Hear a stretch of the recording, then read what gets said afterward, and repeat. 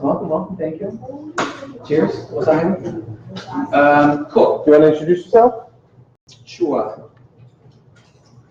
All right, so if we get this thing going, work. Great, that's me. I'm Matt Stock, nice to meet you. Welcome to my journey into the Everglades. So I've titled this Nighttime in the Everglades, and I am a nighttime photographer. So that's my area of expertise. I specialize in a technique called painting flight, which I'll kind of get into a little bit with the work in a couple of minutes. But before getting into my own work, since we're talking about the Everglades, I think it's kind of important to define what the Everglades is to me and kind of where I work. And with the talk, I didn't have enough room to put all of my images, so you can find all of my work at abandonedeverglades.com and then also mattstockphoto.com. So that's where most of my work is. And the Everglades, the definition that I use of the river of grass is the historic water flow definition, which starts at about Shingle Creek right around Orlando, and then all the way down into where the drainage is in the bottom of Biscayne Bay down by Miami. So to me, that's kind of the historic definition for the Everglades. Most of my work takes place in Broward and Palm Beach and kind of the western areas and some of the other counties around the Great Lake. But for some of this stuff, you're going to see the vehicles. It's been kind of a little bit south, and we found some stuff even further as well. So the Everglades used to look like this and start like this. On the far left, that's the historic water flow where it did start, kind of flow all the way down. And it is a river, and you can actually see it flowing. Hello, hey, welcome. So the river of grass, there is actually a flow to it. You can watch it actually moving down, and it's interesting. Sometimes it's slow, sometimes it's fast. It all varies. And currently you can see the middle one where water flow is, and they're actively trying to restore it. So in my work dealing with nature and dealing with vehicles and abandoned vehicles and kind of that cross-section of everything, it does speak to kind of our goal to try to bring awareness about the Everglades, why it needs to be preserved, protected, restored, and then what mankind has done to travel into it as well. So this map comes from Zoo Miami and their latest exhibition called Mission Everglades. And I think it's really interesting because the Everglades is truly a mission. And it's a mission on many levels. To some, it's a metaphorical mission just to get out there and experience the Everglades. But to myself and to other conservationists, it's a vital mission to save and restore this endangered ecosystem. And the Everglades is actually a UNESCO World Heritage Site. It's one of the few UNESCO World Heritage Sites in the United States. And it's here in our backyard, and people don't know about that. So what I'm trying to do, and what I think Zoo Miami was trying to do, is demystify it and make it more engaging, approachable, and appealing to people, because it has this element to it that is popularized in television and movies, lots of television shows going from Dexter to Blades, that show it as a place to dump bodies. And while that happens, that's not the point of the Everglades, and it is a really beautiful, peaceful, remarkable, unique place that's worth going out to experience. So I mentioned that I am a light painter, and light painters, we do, well, I'm one of the few that does it, but I do things like this. So light painting is a term that you may not be familiar with. And I like to start with this image, and this is in the Everglades, by the way. This is probably not what you think of when you think of Everglades. This is Everglades. So as a light painter and photographer, I use light as a painter would a brush. So we use a lot of continuous lights and specialized lighting tools on location with my team and crew, and we will illuminate things piece by piece by piece by piece over many hours. So every image is a digital composite.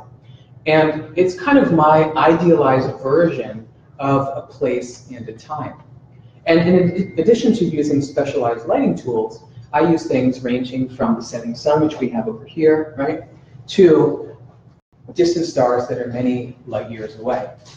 And this could not be done in a single frame. There's no way to get the sunset to get a 30-minute exposure for stars and properly illuminated tree in one frame. But that's the beauty of light painting. That's what it allows me to do.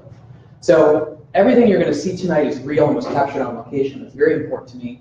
Sometimes it takes many months to get to that point, sometimes even longer, to find the right location where the environmental conditions line up, where the location lines up with my crew. Everything has to factor in. This couldn't be done on a cloudy day. So everything has to line up just right for it to work. And the Everglades are alive in a number of ways, in kind of the literal sense with all of the insects and birds and reptiles and things that are there, and in a metaphorical sense too, in that the Everglades and the water flow patterns do kind of breathe with the seasons. So this view is not a static view. This view I could only get at night, and I could only get during a dry winter. And this tree in particular, this is the biggest bald cypress tree I've ever seen. I've heard there are some other large bald cypress trees out there. I have somebody here who's going to be taking me to a big one, right, Charles? Yes, there's a big one. Yeah. As big as this? This is about 40 feet. More of the copper. Wow. Okay, good. So to date, this is the largest bald cypress I've ever seen. And bald cypress trees are really interesting because they're called bald cypress because they drop their leaves in the winter. They're one of the few trees in Florida that does that. But this tree is so big and so old that it actually never goes truly bald. And the other interesting thing about this tree is the locals will spread the ashes of loved ones at the base of this tree, and they've done so for generations. And it took me about 3 times before they would take me out to this tree until they could trust me. So the Everglades is really interesting because speaking to the life of it, there is the life of the people that are out there as well. And they're a part of the fabric of the Everglades also. And for a sense of scale, this is the water line right here. That's the high water mark. So this view literally disappears during the summertime and when the waters are flowing. You can't see this. All of it is hidden from view. And I think that's also metaphorical of the Everglades. There is so much to it that is metaphorically hidden from view that we don't see going on, that we can kind of forget about. So that water mark is at 6 feet, and the root structure from about here to here is about 40 feet. And the tree itself is about 50 feet tall. So this is one of my favorite spots in Florida, and it is in the Everglades. And photographing out there at night, and we'll talk about some of these stories of what is it like to be out there at night, and there are stories. But photographing and working at night does take some getting used to. Externally, the sights and sounds and smells at night are different. There are plants that open up to pollinators at night that don't during the day. The humidity changes and the air itself feels differently. And then internally as well, there are some things that you need to get used to at night, thinking about all of those various things. The sounds that are out there are different at night. You have to kind of become used to the nighttime sounds that are out there as well and not jump at everything. And once you get over the novelty of it, you begin to notice some of the subtlety to being out there at night. So this view is from the very bottom of the greater Everglades watershed area where it drains into Biscayne Bay. And this view is also changing, it's also not static, but it's changing on a much slower scale. So the mangroves that are on either side of the bank here will eventually fill this in. Mangroves are prolific growers. So this view will disappear in 50 years or so. Nature is trying to take things back over again. And that's really where I love working. I love working at the nexus of natural objects and man-made objects, and what happens particularly to man-made objects when they're abandoned and nature then starts to take over. I think that's really, really fascinating. So I want to show you some of the building images. What does it take to actually produce this? We're talking about shooting things in different sections. Also, what does it take to be out there? That's me out there. So it is, I look happier. No, I'm actually really having a good time. I really do love it out there. But it is water, from about chest to waist, and then sucking muck from about waist down. And out there you can see there are logs and things in the middle. So as we're walking around, you kind of hit a log and you kind of touch it with your foot and you go, crocodile? Okay, I'm okay. And then you take another step and you're like, crocodile? Okay, I'm okay. Yeah.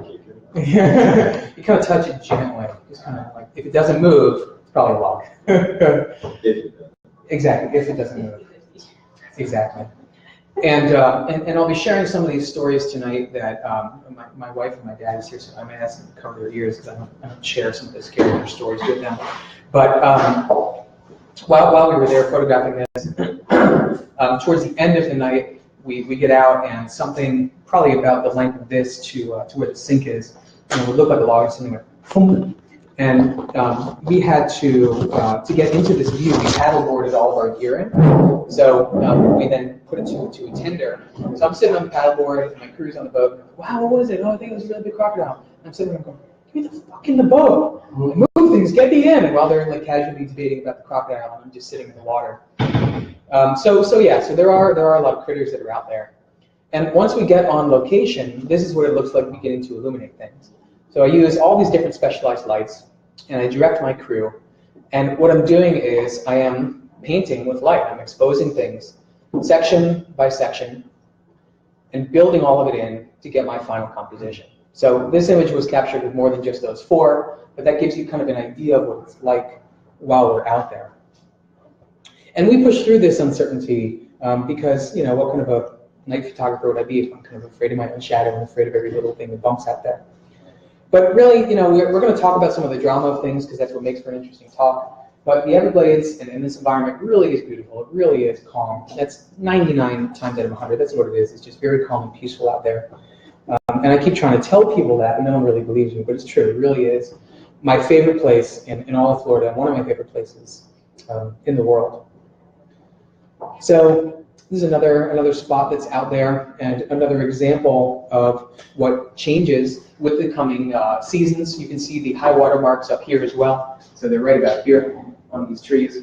So this view also gone, completely gone during the summer. And then you come back in spring, a little bit different. You go there in the winter, a little bit different. So you can revisit the same places, and they do change constantly. In fact, after Hurricane Irma, the places that I knew really well, a lot of the trails and whatnot, totally different. And completely unrecognizable, even if people who spend a lot of time out there, the rangers and such too, can't find things because it is constantly changing. So what this type of photography, these experiences allow you to do is they allow you to not seek new landscapes, but see those landscapes in a new way. And this is one of my favorite Proust quotes and has really become my mantra while I'm out there, while we're photographing these scenes in these vehicles. Try to figure out a way to show them in a new way. Try to show them in a new light, even to myself, because I've been working on this for so many years. How do I show this in a new way, in a different way? So at night, landscapes that are or were familiar to us and safe can become dangerous or even treacherous, or so they seem, right? So as a night photographer, obviously I'm fascinated by darkness. I think it's amazing what happens to the world when the sun goes down. And most people, that's when most people go to bed, that's when I go to work. And when you're out there, it really does feel, it feels special, it feels different, it feels intimate. You're getting your own unique experience in the wilderness. And that's what keeps me going in and day out. And I really hope that by the end of this talk, I can begin to convince you that as night falls, that becomes something to look forward to every day. So tonight, appropriately enough, as the sun begins to set, I want to take you guys on a journey through darkness, where we can reimagine light, time, and the world around us. And in talking about seeing things in a new light, the Everglades at night are typically very dark, unless, of course, you know, it's lit up by lightning, and there's a few days out there where it is lit up by lightning. But by and large, it is very dark out in the Everglades. But the Everglades are also brighter than they should be. So all the light that you see here is light being cast from Miami, and that is all light pollution. So we are about 20 miles out, and even 20 miles out, you can still see all of that light pollution drastically affecting the Everglades ecosystem. And that is something that is tragic, and not something we think about often, right? You can clearly think about the pollution of your cup. You can see your cup when somebody tosses it on the ground. But we don't think about light as being something that can cause pollution. And it does affect the animals, and it affects their rhythms as well, the rhythms, a lot of things that are out there. So I'm kind of on a mission, I'm on many missions, it's one of my missions, to help promote awareness about light pollution, and for people who are building new construction, new homes, the waterways especially, right, around here, and on the beaches with nesting sea turtles, to make things dark sky compliant. And the International Dark Sky Association, which is an amazing organization, they are based here in South Florida. It's darksky.org. They're amazing. They do a lot of great work to help bring awareness about this. And I think it's important that we bring awareness about this because of light pollution. Every night, people miss out on seeing things like this. So this is the Milky Way, and the screen is a little bit brighter than it should be, but this is the Milky Way out in the Everglades.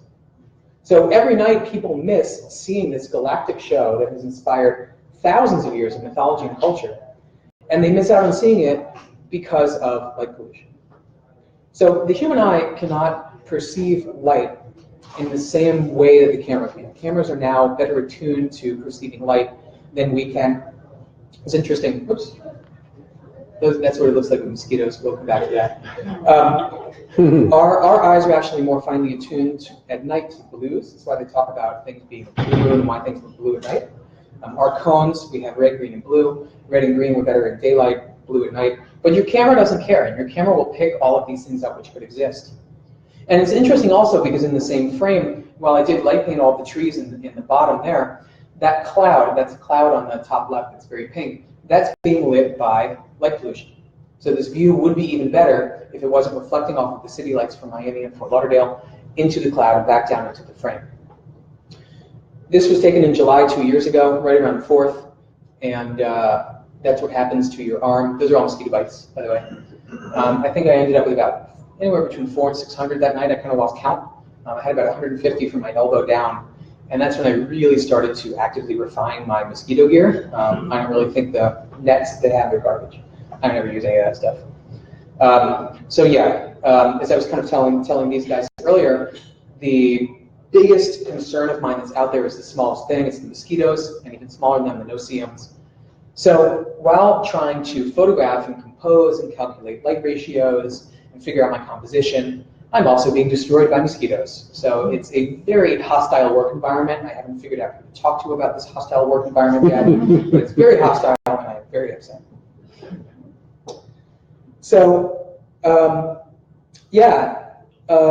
it's interesting. According to the 2010 US Census, 80.7% of Americans, I don't know what the 0.7 of an American is, but 80.7% of Americans live in cities and thus will miss seeing this view. So while I'm not saying go out and move to the Everglades, if you can, it's national parks, state parks, but go out and experience it, go out and see it at night. It is worthwhile and you will not regret the experience. So in talking about the Everglades, I think I'd be remiss if I didn't start to talk about the Everglades and lightning. So summer storms are really synonymous with the Everglades and Florida in general. Florida is the lightning capital of the world, by the way, and most strikes happen over the greater Everglades watershed area. And no natural phenomenon that I have experienced and photographed yet has felt more alive than lightning and has felt more personal than lightning. And this series of images that you're going to see was really a collaboration between nature. I could not have done this without the lightning bolts and without the environmental conditions lining up just right. And just as Vermeer's Girl with the Pearl Earring wouldn't be as haunting and beautiful as it was without the lighting, my images, and these images in particular, would not be what they were without that collaboration with light and nature. And it's interesting, the Greeks talk about lightning in a very different way, conceived of it, ancient Greeks, in a very different way than we do. Lightning scares the thunderbolts out of me. It's very dangerous. I'm the first one to go inside in the summer when there are storms, and I understand the irony of me chasing storms and photographing them. But because I do that, I know how dangerous it is, and I spend a lot of time around it. So I'm the first guy to go, nope, that's it, we're out. I'm going inside. You guys can hang out here. I'm gone. I spend enough time hanging out with lightning. But the Greeks actually considered lightning to be a good luck symbol. So when Zeus, whose weapon of choice was the thunderbolt, when he favored a mortal, he would strike them with a lightning bolt. And that was considered to be, a stroke of good fortune. He would send them to the Elysian fields, which were the fields reserved for the heroes amongst men. So that's why I had called this series Elysian Fields 1 through 4. And I like to say that this series actually proves the old saying that lightning never strikes twice, because in fact it strikes 4 times. And some people say, oh, all these images are great, but you were just in the right place in the right time. And this idea of being in the right place in the right time really undermines what this work is all about.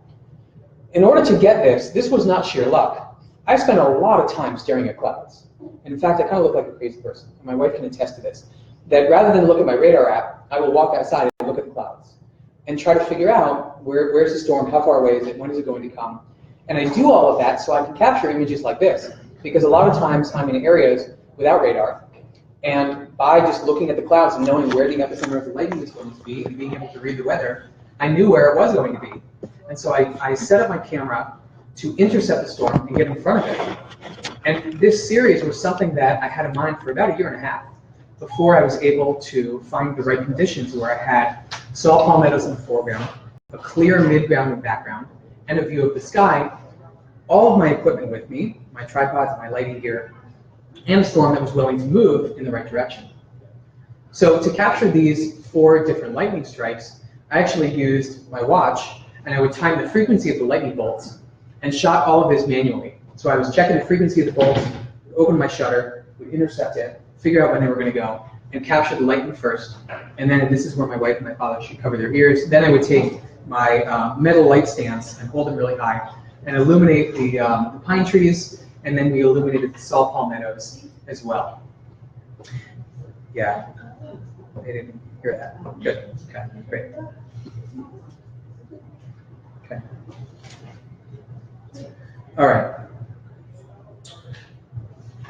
So, the newest project that I'm working on, Abandoned Vehicles of the Everglades, takes these same light painting techniques deep into the heart of the Everglades. So this project has really become my obsession over the past year. All my hobbies have gone to the wayside. All I talk about is this project. All of my friends are really kind of sick of hearing about it. All of my passions wrapped up in this work as well. And aside from my family, this is really all I think about every single day. And what's interesting about this is out in the Everglades, over the years, man-made objects have become a part of the cycle of life of the flora and fauna as things grow around, and in this case, literally through these vehicles. So as we talked about, the historic definition of the Everglades is a huge area. So often the first question we are asked is, how do you find these vehicles? Good question. So the short answer is that we find these vehicles with the help of history, right? This is clearly not something you can just plug into Google. The long answer is that it is a collaboration between those that are a part of the Everglades, including my partner in vehicular adventure, Charles Cochran, who's over there. So this is a collaboration between Charles and myself. And Charles is a renowned Gladesman, explorer, adventurer, and what do I want to say? Television personality, who his latest documentary for PBS just launched yesterday in Palm Beach, Battleground Everglades. You can get on PBS, it's brilliant. So Charles had this idea about a decade ago, and we came together about a year and a half ago. Charles is a Gladesman through and through. And through Charles's network and the people that we have met, we have collectively investigated rumors, analyzed satellite imagery, and utilized a network of Gladesmen to discover dozens of these forgotten vehicles. Everything from Model Ts and Model As to military vehicles, construction cranes, buses, automobiles, tractors, airplanes, bulldozers, really everything except for, so far, a motorcycle. We're dying to find a motorcycle. We haven't found it quite yet. If you know of any motorcycles that are abandoned in the Everglades, we'd love to hear about them. So really everything since the horseless carriage was invented has been driven and flown through one of the most important wetland ecosystems in North America, and I would argue, the world. And for a variety of reasons, it's been abandoned and forgotten. So this body of work explores that interaction between man and nature that I've said is so important to me through nighttime environmental portraits of these vehicles long abandoned. And all of these have been done with that same painting of light technique, but again, deep in the Everglades, dealing with mosquitoes and poison wood and all sorts of other things. And those who show us these vehicles and give us leads as to how to find them are often themselves a part of the very fabric of the Everglades. And in talking about kind of the fabric of the Everglades and the history of the Everglades, these vehicles go back to the beginning of man's attempt to conquer the Everglades in kind of modern society in any organized way, when the Army Corps of Engineers started to build the Tamiami Trail, US 41 is the Tampa to Miami Trail, and they did so with the walking dredge. So this is the walking dredge, and the walking dredge was built in Michigan, assembled down here, and the bucket that you see in the far background there, that bucket would scoop up all of the limestone and sediment from the side area, put it in front of the dredge, plop it down. They would move this dredge, it was on railroad ties, advance it kind of foot by foot, all the way across the Everglades from Miami to Tampa. So you can imagine what it was like in the 1920s, dealing with, you know, technology in the 1920s, no air conditioning, things like that. But also, on the more positive note, in an environment where the bird population was 93% more prolific than it is today.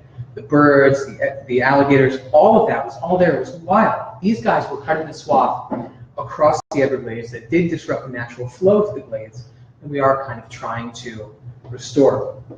So this thing was built, this vehicle around 1924, 26, and I love kind of the Rube Goldberg elements that are here. And this is one of the toughest things that we've had to photograph to date because it's massive, and so I kind of stood there and banged my head against the ironwork for a while, going, I don't know what I'm going to do. I don't know how I'm going to light this. I don't know what I'm going to do, because it was so big.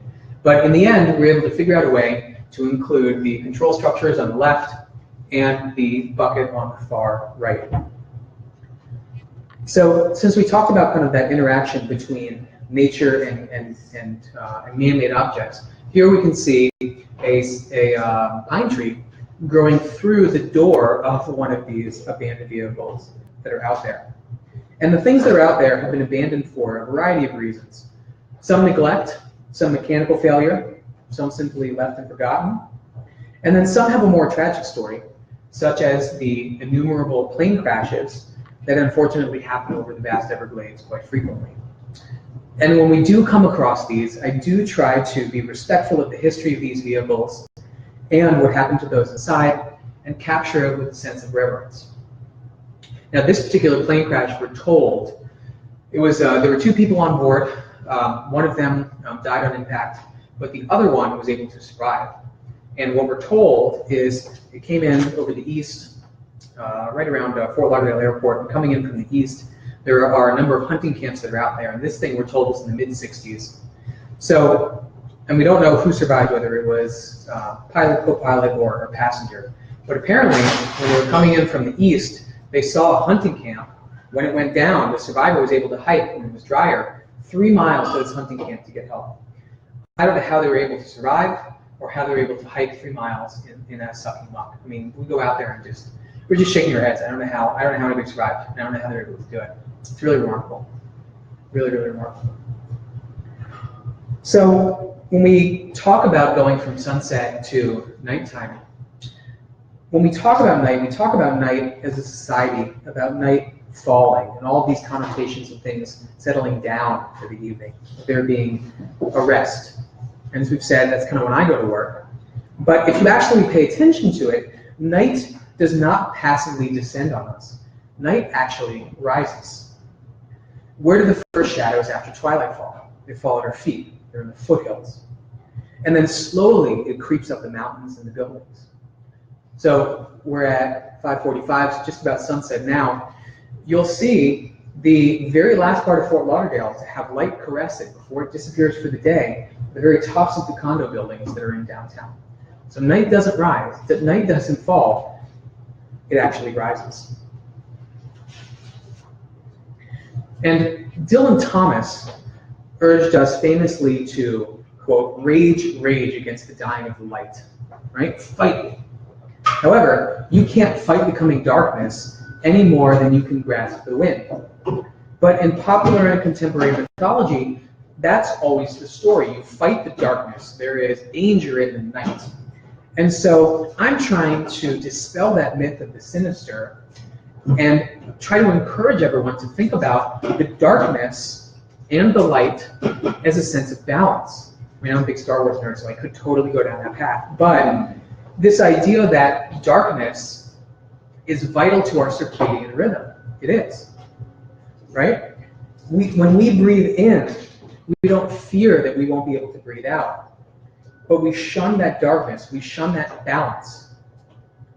And that dark light cycle is what makes life possible. And we shroud ourselves in this artificial blanket of artificial lighting, as we have said earlier, in an effort to push back that darkness and hold on to light in those darkest hours.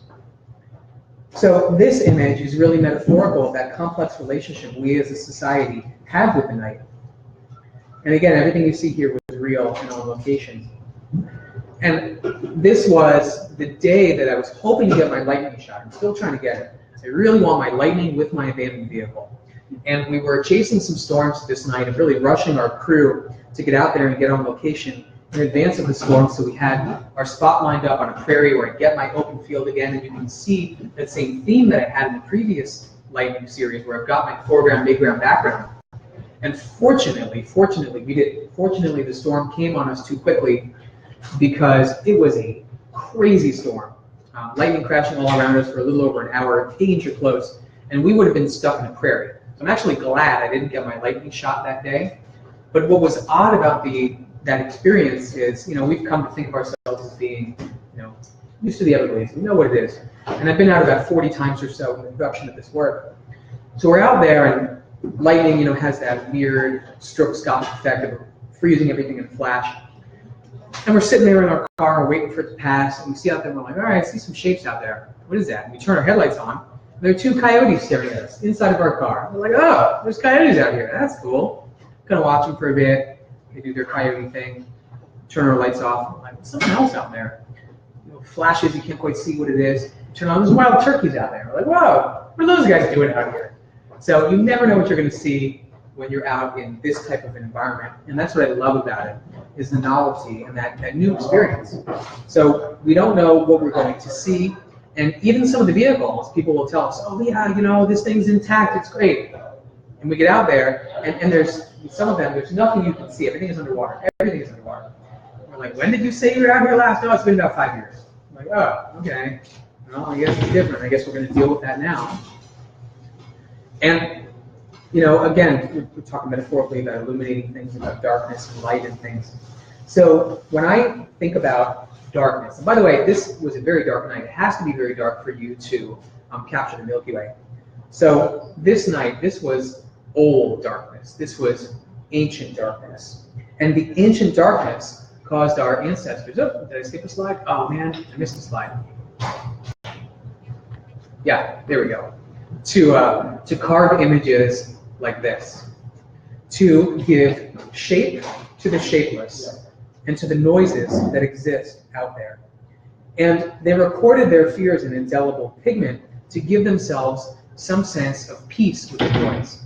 And I like to imagine families huddled together, taking refuge from the darkness, staring by firelight up at illustrations like these, and reassuring each other that it's okay. We have the power of the light here, and that this light will keep us safe and chase away the scary animals and the nightmares.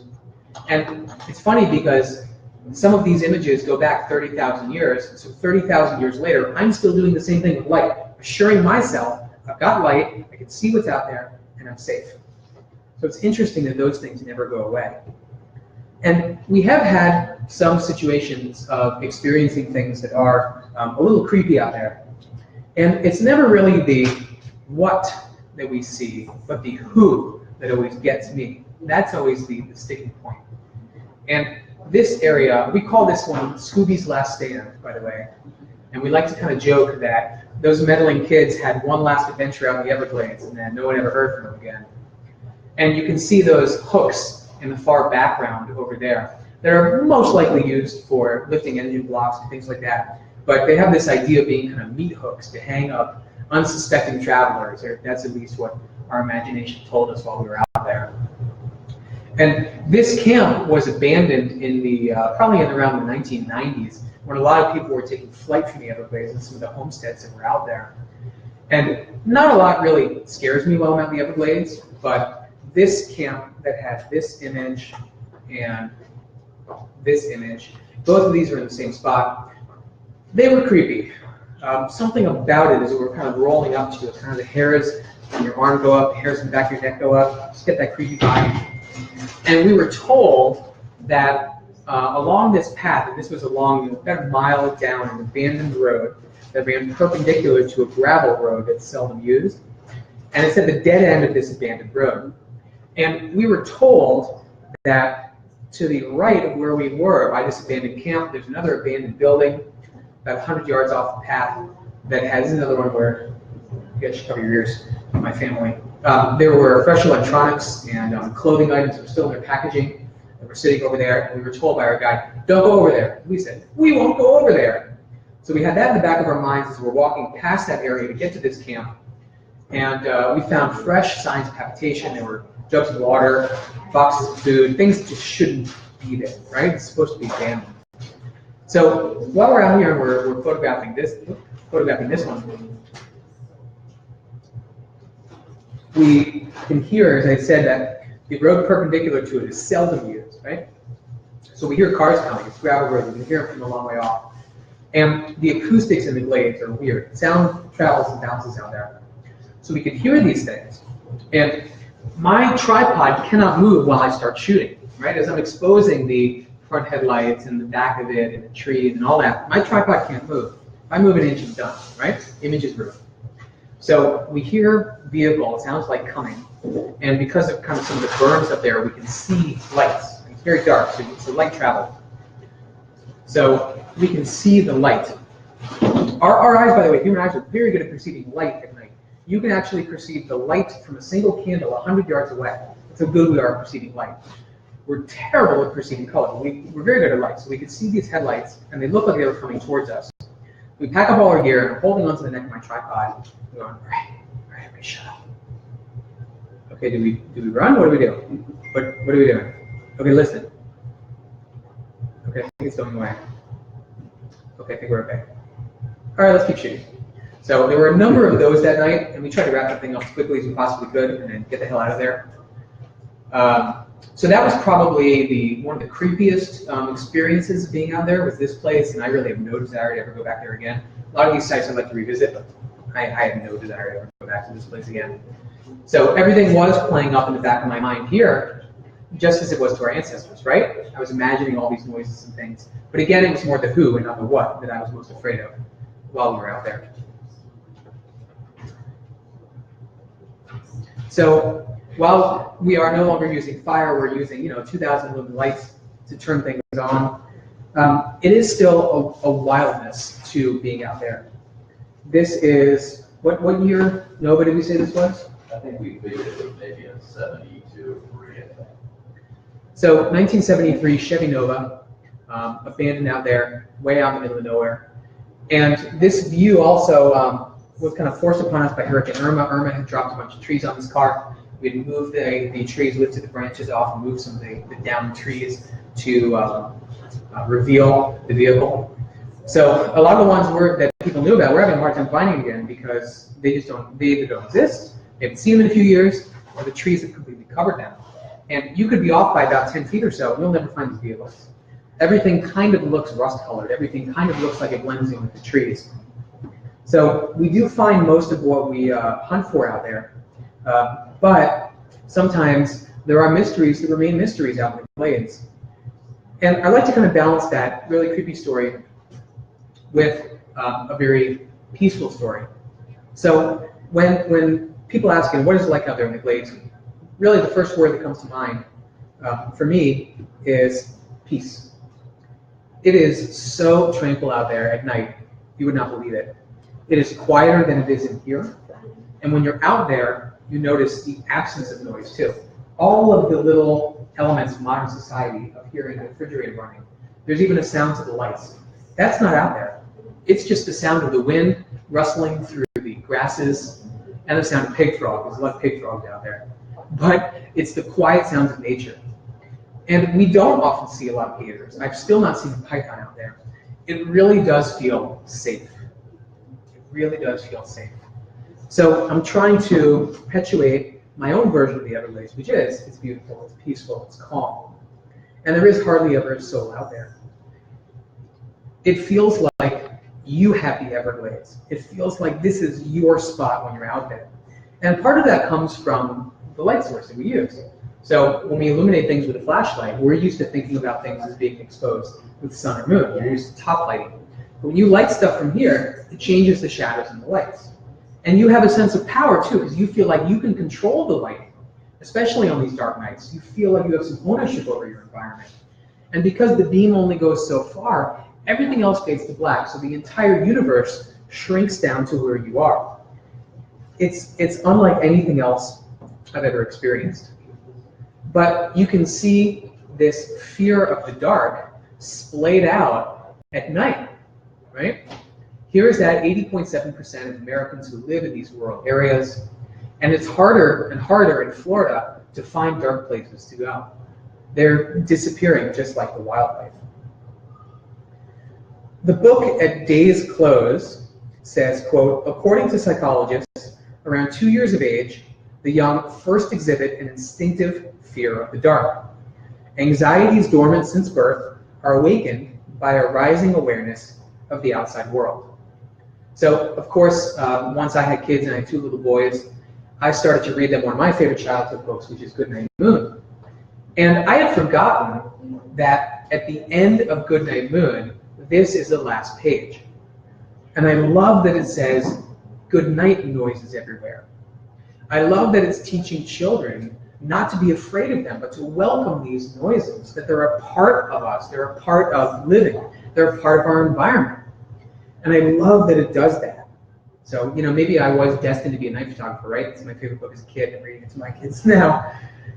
And the original statement in pre-industrial Europe was not good night, it was may God grant you good night. Because back in the day, of course, things were very dangerous. There were bandits wandering around with swords, like stabbing people for no reason.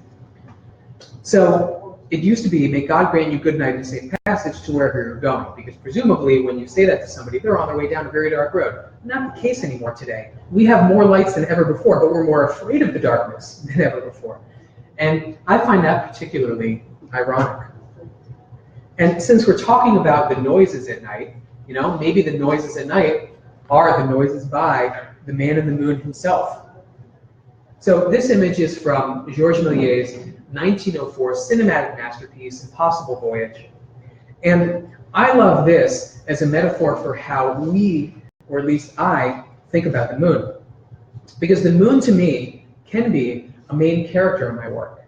It can be a supporting actor. It can be a static figure. Or it can be, oh, froze. The man in the moon froze.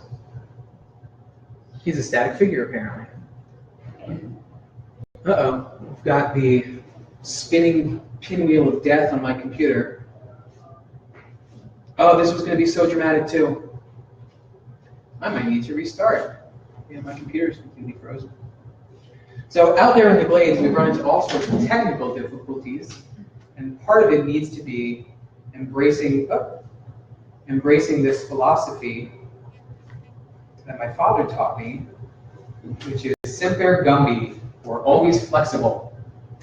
So I'm going to have to quit this real quick and restart it. Sorry, guys. Oop. Oh, it's going to be so dramatic. It's such a shame. Okay, hold on. Still be dramatic. Stand by. And relaunch.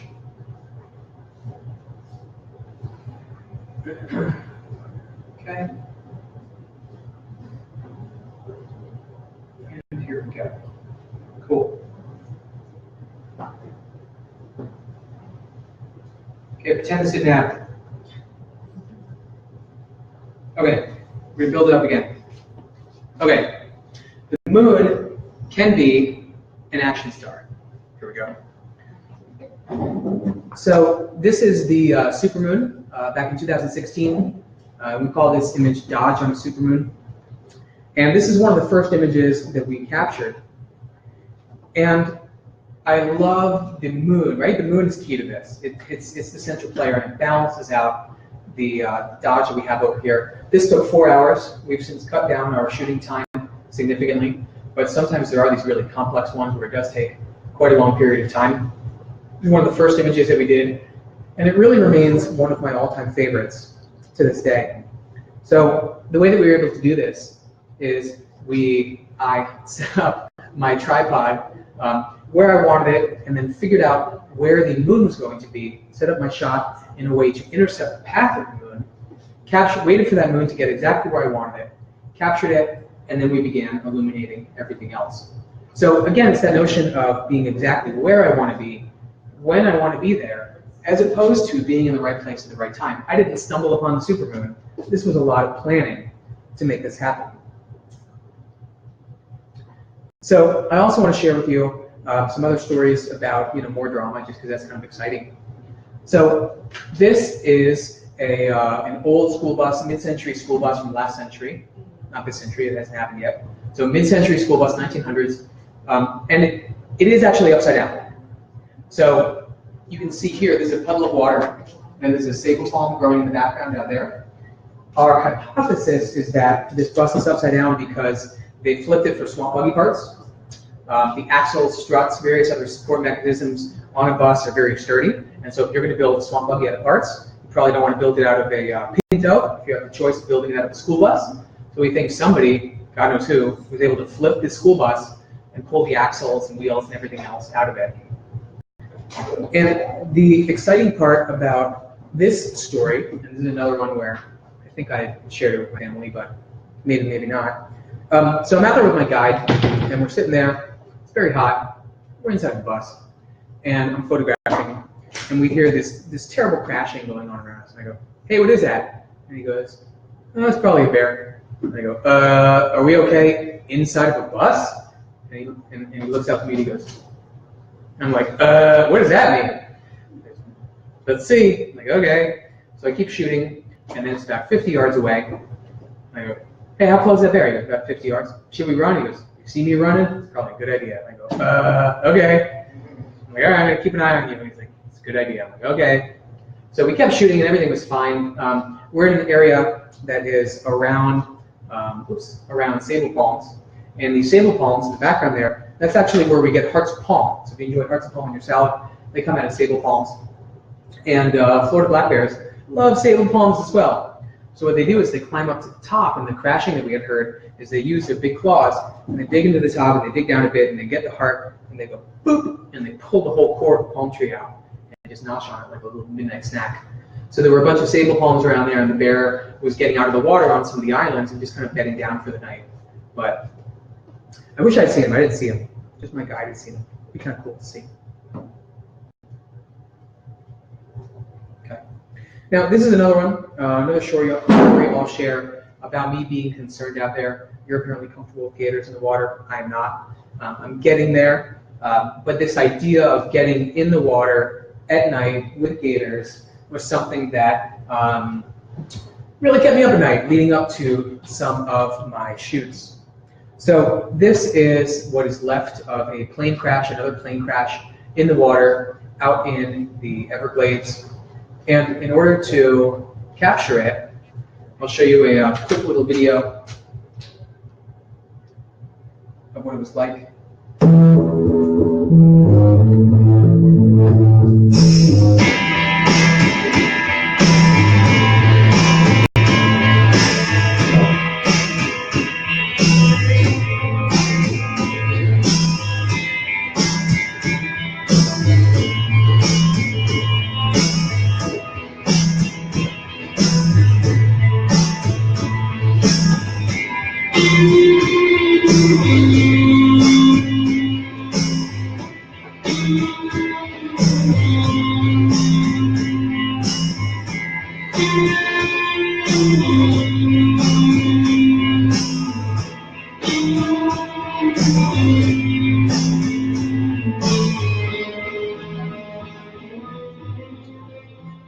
So hand holding my camera,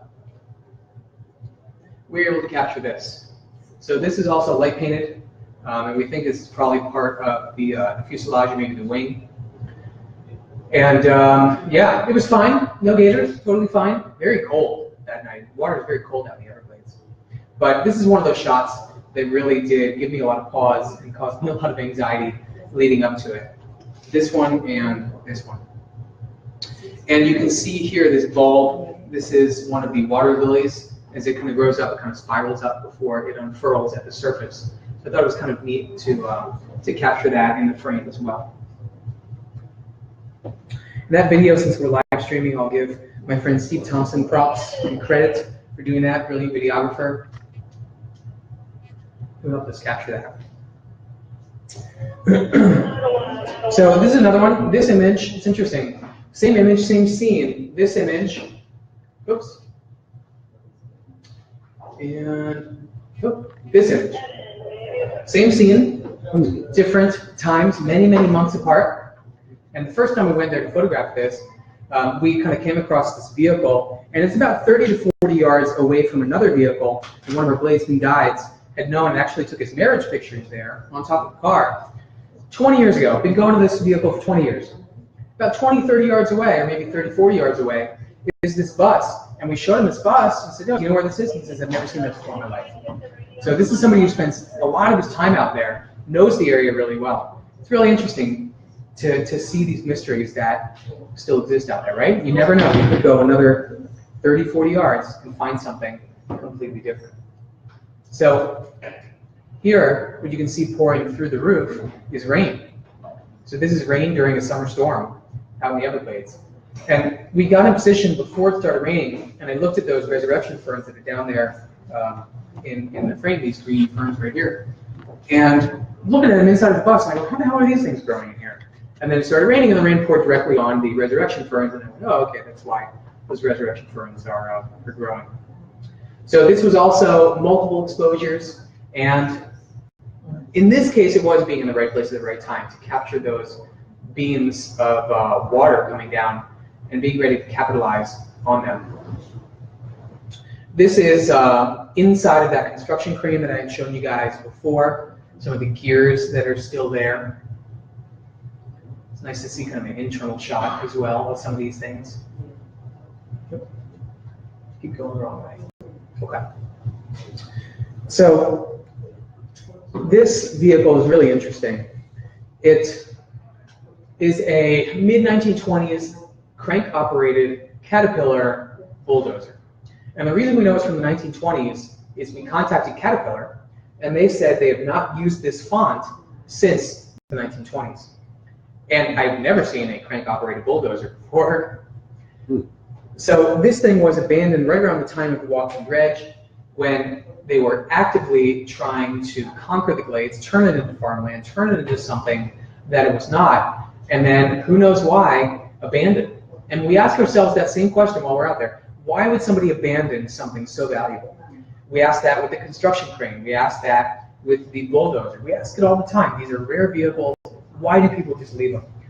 And sometimes it's too difficult to pull them out. Sometimes people have lived in them and just kind of abandoned them, and the original owners have died. And then some of them remain a mystery to us. And what I hope tonight is that when you walk through your front door and you go home, you flick that light switch on. If it does not, for whatever reason, that in that moment, you don't immediately panic at the darkness, but you take a minute and say, I'm okay with this darkness. Take a beat and realize that it is okay to not have the lights go on. Embrace that. And don't immediately presume that something must be wrong.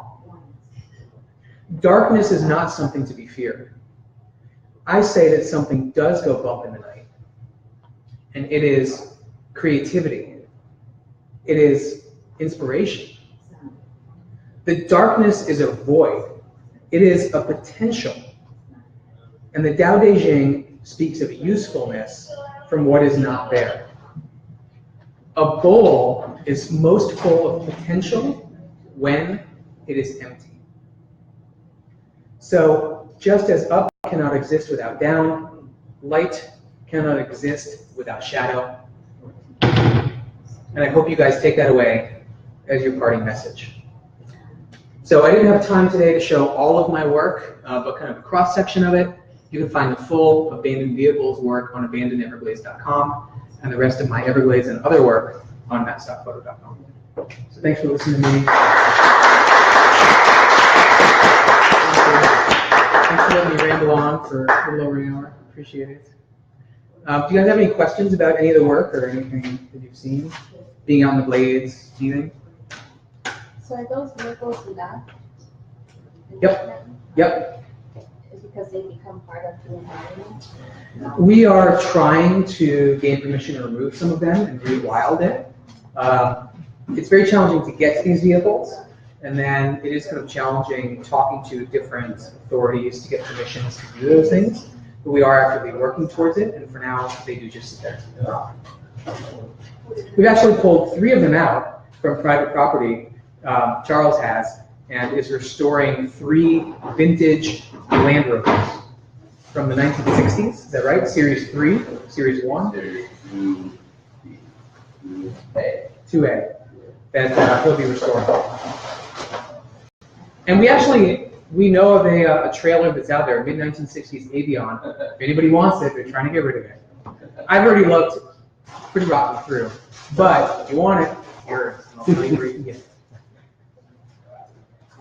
Any other questions, guys? We run across any of the historic wrecks. I remember there was a big aircraft that fell into the Everglades.